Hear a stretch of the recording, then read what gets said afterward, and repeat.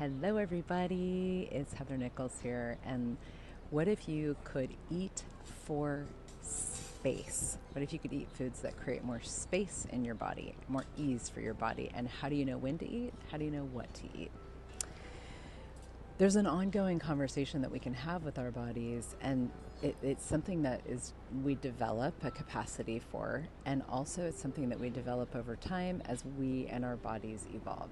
Things change every day if we allow them to, and so we have to be present with our bodies and with ourselves to know what our bodies are asking for, because that's going to change all the time. When you assume that you eat breakfast, lunch, and dinner, or you don't eat breakfast, or you don't eat dinner, or whatever, you make assumptions about your food choices.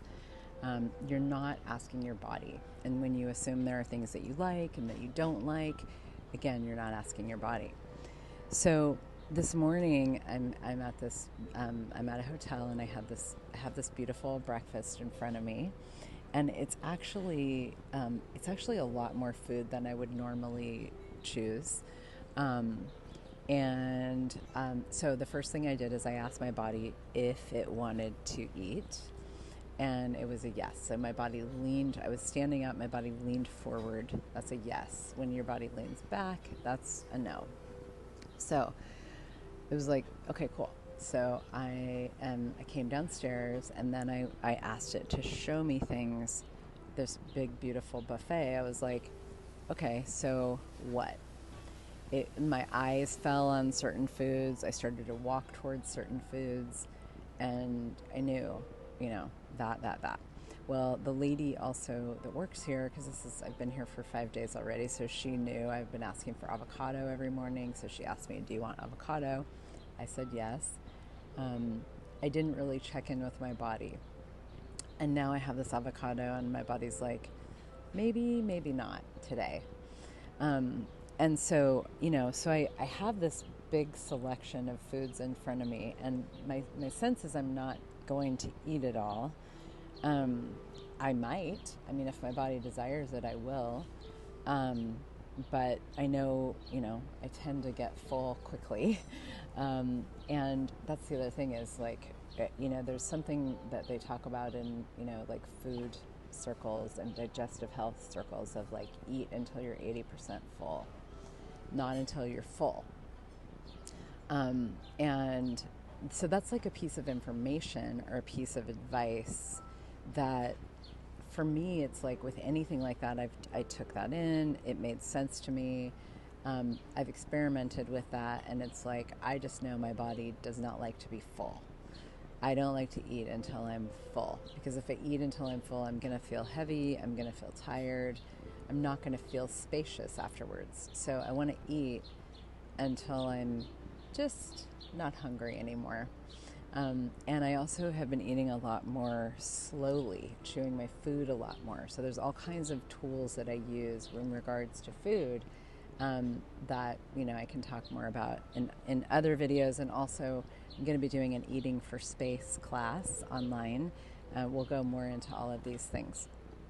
So I'm here, and I'm like, okay, cool. So now I'm still in question, and I'm like, body, what's the first thing that you would like to eat? And I'm looking at my eyes go to these little mozzarella balls on my plate.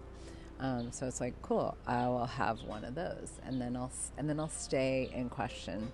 Okay, what now? Is there anything else? And then again and again and again and again. And then continue checking in with my body. Do you desire to eat? Do you desire another bite? If so, what? Never assume, and never, because something's on your plate, it doesn't mean you have to eat it. There's so many constructs that we have. There's so many ideas from, even from other lifetimes, where it's like, when there's food, you need to eat it, because there may not be food. That's not really the case for most of us at this point. We have an overabundance of food, and we have an overabundance of things that seem like food that are not really food. And so we've got to stay in question. And our bodies will show us, like, if there's things that they just don't want to eat. And that could be maybe if there's an ingredient that your body doesn't want that would be toxic for you, your body will really show you. And I have spit food out before rather than swallowing it, even in a restaurant. I'm not willing to put something in my body that it does not desire. And that's more of a priority for me than being polite and appropriate. Now, when I spit food out in a restaurant, I did it very discreetly. I've done that a few times when there was food I couldn't chew all the way, or there was food that I knew my body was like, nope, this is not good. It's not going to be good for me. But in the exploration of eating for space, we really want to explore explore your food choices, but explore them in every moment. It's not more work to stay in question with your body. It's actually less, because there's more lightness, there's more ease, there's more generative energy available. All of these things become so much easier, and also we just start to have this level of conversation and communion with our bodies that we're not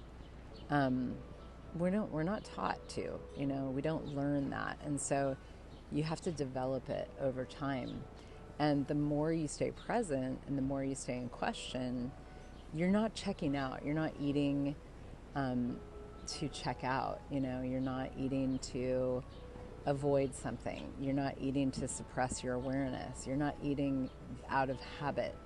And there's so many things that we eat out of habit.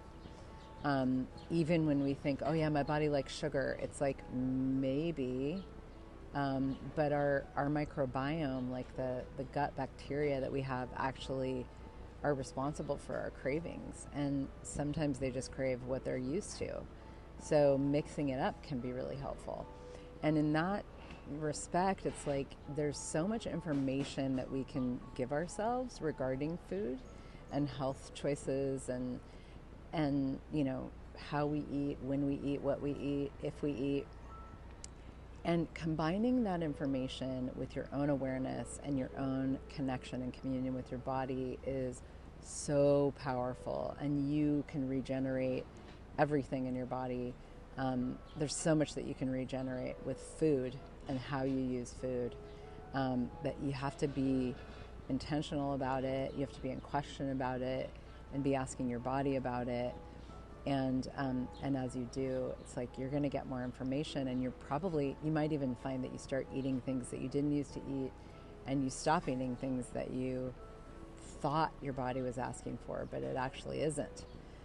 So the exploration of eating for space is, it's massive, and it's to me, it's so important. Like, what we put in our bodies has a huge impact on how we feel and how our bodies generate themselves and our health. I'm excited to dive into this exploration starting July 24th online, and I'm looking forward to it. Thank you so much. And if you want to join us, it's heathernichols.com/eatingforspace. Bye.